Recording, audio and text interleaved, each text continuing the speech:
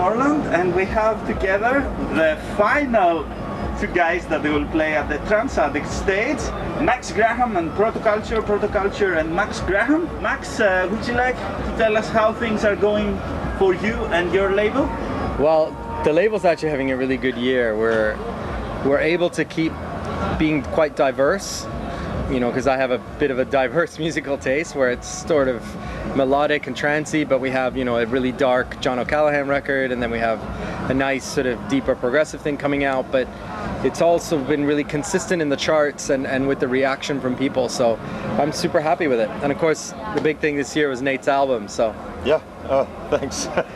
Yeah, I think Rebrand's really carving out a niche for itself this year. I think it's kind of getting the brand sort of becomes synonymous with like more progressive trance, which is kind of a dying breed at the moment. So I think it's good. You know, we've stayed away from the big room and the sort of main room progressive and the EDM sound that I think, and the electro sound. We've kind of tried to keep it, you know, really what I love at the end of the day. You know, I admit selfishly it's my label and it has to be music that I love, but you know, Nate and I share a lot of the same taste on music, so it's really been, you know, we've kind of kept it that rather than trying to jump on whatever the hot sound is, and I think people appreciate that because, like Nate said, it's a dying breed. So, and we have a lot of good music in the pipeline also. And also your radio show is helping you a lot to find new music, isn't it? Cycles Radio. Well, it forces me, because I have a 2-hour show each week, it forces me to really stay on top of my promos and the things that are mailed to me and the demos and all the new music on Beatport and all the other charts. I have to go through it every week.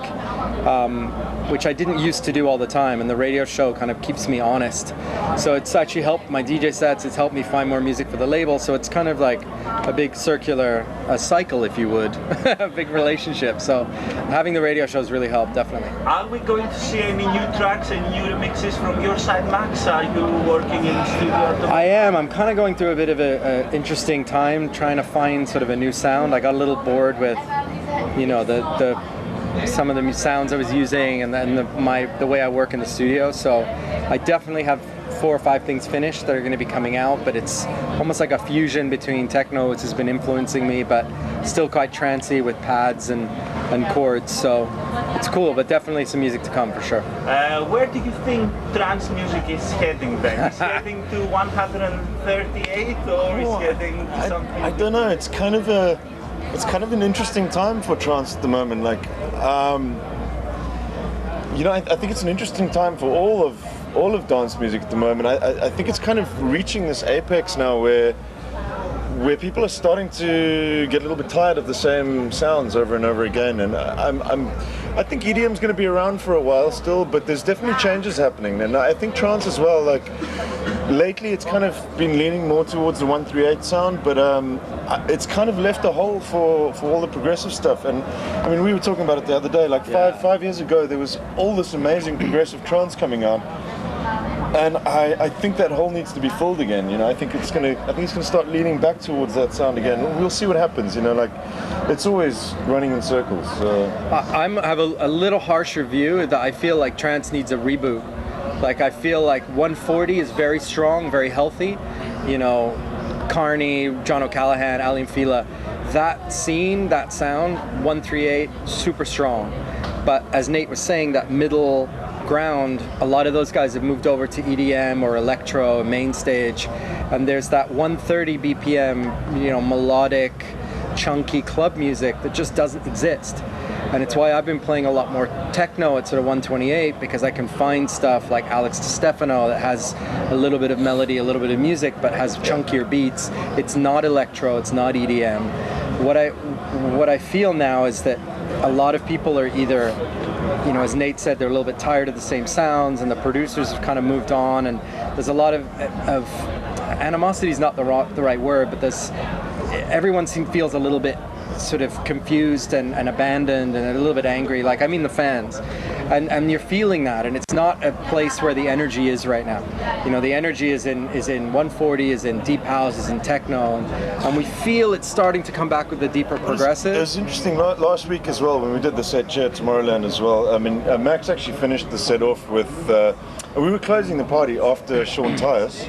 Yeah. And Max closed off with a like at 124 or something with a Guy J track. Yeah, it was. I think it was amazing. It's right? the last record I played. It's about 7 minutes, so it gave me a chance to go. I started the mix I think around 129, and I brought it right down to 125, and it was like people were loving it, and I had trance people coming up to me going, "What is this?" And I'm like, "This is like deep progress." I think it's 124 at its natural state. So we're lucky too that we have a crowd and Cycles Radio especially that is open to a very diverse selection of music, and I feel really lucky that I can play different stuff. But that kind of melody, and the crowd was like, "What is this?" And I'm like, "This is what's missing, is music like this in a trance set." Music, you know? music with soul, is it? Yeah. I mean, you know the song. I think everyone watching knows the song by now, and it's Dizzy such Moments, a great. Yeah, it was Guy J Dizzy Moments. Such a great, beautiful melodic. The same chords that are used in a million trance records, just with a very organic beat, very slow and sexy and groovy, you know. And that for me is like I feel so much more comfortable playing that right now than I do playing sort of like electro-based trance. It just doesn't suit me personally. Okay, so let's talk a little bit with Protoculture. So music is not only mathematics then for you. Yeah. Actually, the name of the album, it was something I'd heard in a sample ages ago, but I really loved the idea of it. You know, like. Music, it is pretty much mathematics. You know, it's described by notes and maths basically, but there's something more to it. You know, and that's really something I wanted to show in the music. You know, I didn't want it to be music by numbers. It had to have that core emotional element to it, which was important to me, and I loved the name for that. You know. Are you satisfied with your album then? Yeah, you know, I was quite surprised with it. Like there was a couple of tracks which I expected to do well that were a little bit more. You know, along the lines of what everybody's listening to these days. But the big surprises for me were tracks like Talisman, which for me was a really special track. It was something different, but I didn't expect it to do well, and we landed up, I think, on #1 on the Beatport Trance charts. I think this is a really interesting angle. We talked about this today, and this is for producers out there, and I went through this with Evil ID and stuff, and Nate had, you make an album and you make some tracks you think are going to do really well, and you have, Assad and the charts and this and that in mind. Then you make some tracks where you're like, I'm just making this for me. And as you said, the ones that got the most connection with the fans were the ones he made for himself. Not the ones where you try. And I had this, famous interview with Armin where I said I really got stuck in this rut of saying, okay, I need to hit the charts, I need to, Beatport Top 10, it's got to be a vocal, it's got to be this. And then I went and made Evil ID, and I was like, I'm going to do something for myself, no one else. And it ended up being way bigger. One of the biggest tracks of the year. Just goes to show, we've both been around for, more than 10 years, and we still go through being in the studio and thinking, this is going to be a hit, this is going to be for me, and being completely wrong. So do what you love. I think people are so eclectic now. They know music. Do what is natural to you, do what you love, do what you want to play, and people will connect to that through you far more than you trying to make what's popular or what fits, Yeah, no, for sure. And from the album, would you like to choose any tracks that you think for me, more special for you? For me, Talisman was a big one for me, but one track that was special for me was Vertigo with Ilyana Harkavy. There was just something special about the vocal, and the lyrics for her were quite personal, quite a hard time that she went through, and that it shows in the vocal, and it's not the big dance track of the album. I don't think it will ever get much club play, but then also the other one for me was actually the outro of the album. I just had a baby 3.5 months ago.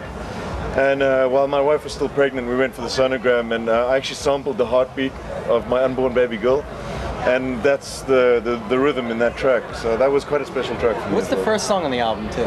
Across an Ocean of Stars. Yeah, that's just an ambient track. Awesome, yeah. Awesome. The chords in that you could turn into like a full-on track. We're working on something like that for the remix album. You were the first person that checked out the album then. I was, yeah. Yeah. I was, and I emailed him about that song right away. I send Max everything to.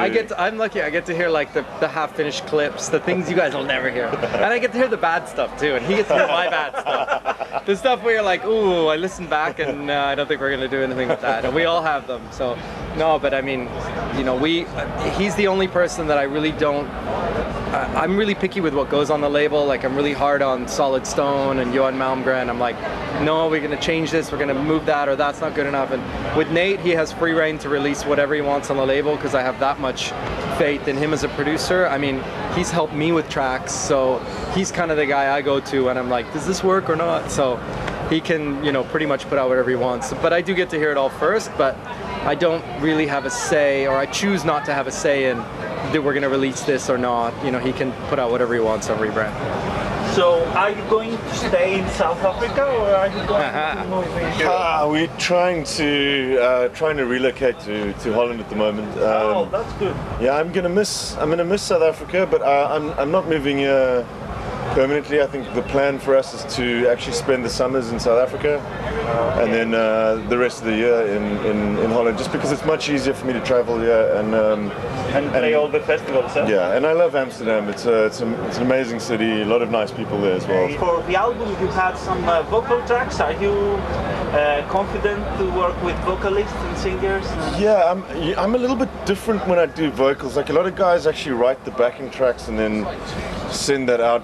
I think Max as well. Like I like to work with vocalists who actually have vocal parts done already because I like to write a track around the vocals. 100%. But that said, like, yeah, I think all the vocals did really well. I really enjoyed working with Christian Burns. He's an amazing artist to work with, super professional. Jennifer Renee was great as well. Trisha McTeague, she was a new artist that we'd work with. And then yeah, the vocal with Ilyana was really special for me. That one actually, it was a track that she'd started and they'd never finished it. And she sent me the vocal, and I was like, wow, this is perfect. I've got to have this, you know. So, and then we just made it work, you know. And it turned out to be a great track. Are you going to release any new singles from the album? Is there? Yeah, the track with Lynn Olsen we might do as a single, but we're working on a remix album now as well. Oh wow! So tell us a little bit about. I don't have much more info for you about that right now, but top secret. Yeah, hopefully before the end of the year we'll have a whole album full of remixes, and then we have another album coming beginning of next year, but I'm not going to say anything else about that right now. Okay. It'll be a new brand that we're launching at the beginning of next year. Wonderful. So, yeah. And which are your favorite remixers? Can you pick us some of the remixers that they will appear? There's so many. Like what I will say is we've got some pretty good stuff lined up, like really interesting choices for the remix album, but it's still early stage. We haven't confirmed anything yet, so okay. Yeah, we'll have more info soon. Okay. And what about you, Max? Are you going to have a new compilation coming? It's always like once a year, or Cycle 6 yeah will be probably in January. We were going to do a single CD for the summer, but we've been too busy. Armada's been busy, I've been busy touring. I have to say, I think we're both having a pretty fun year touring, and you know, like we're in Ibiza this year. I don't know about you, but the most I've been in my career is this summer. So it's kind of crazy. So I haven't been in the studio as much to think about a CD, but we definitely have obviously Cycle 6 coming in January, and that will include another Cycles 2015 tour. But this, you know, for us it's not, well, for me, there's always music in the works. You know, I haven't done an album, I've only done one in my career. I'm not really an album guy. I'm always sort of releasing whatever I have at that time and kind of always changing direction and going all over the place. So I'd love to do another full artist album, but I don't know when that's going to happen. So, would you like to tell your key to happiness? The key to happiness is the message of Tomorrowland. Oh, that's a tough one. Get lots of sleep. I'm always happiest when I've had a good night's sleep. No, I mean, what do we have to? We already have the best jobs in the world. So. Yeah, of course. So key to happiness maybe is your baby? Yeah, I was going to say you have a kid. I was going to say, I've got definitely, having a baby this year was amazing. Does this change you? Oh yeah, for sure. It's make you more emotional? Or? I think it really puts things in perspective, you know, like you realize just how precious life is, and yeah, it's amazing. It definitely, it's hard to put your finger on it, but definitely, like, everything's a little bit brighter and a little bit more colorful when you have a kid, you know. So. It's so fun. I mean, our priorities are so different because I don't have kids yet. Yeah. I'm like, my key to happiness is an upgrade to first class on my long flight. His key to happiness is going home to his daughter, you know. Yeah. So maybe one day I'll have a kid and I'll feel that. So. Okay, and let's finish off with your wishes to Tomorrowland. 10 years. Wow. A big celebration. Oh, massive congratulations! I mean, actually, when you do the artist check-in, they've got a collection of photos from 2005 all the way through to 2013 or something like. And yeah, congratulations, guys! I mean, you see the progression from this little 10,000 strong festival to 100,000 people. Exactly. Amazing, you know, amazing, you know. Absolutely. Same. Yeah. I mean, the attention to detail here is incredible. And the attention not just on what the fans see, but what the artists see. Like even just this area, like everything is really well thought out, and they're going way over and above what they need to do to make the artists and the fans happy, especially with so many festivals these days. You know, they're really making that step to stay one step ahead of everyone. It's great. So your last message to the people that they will watch this? Oh, great to see you guys at Tomorrowland again. I hope you guys have a blast. And see you next year. See you next year.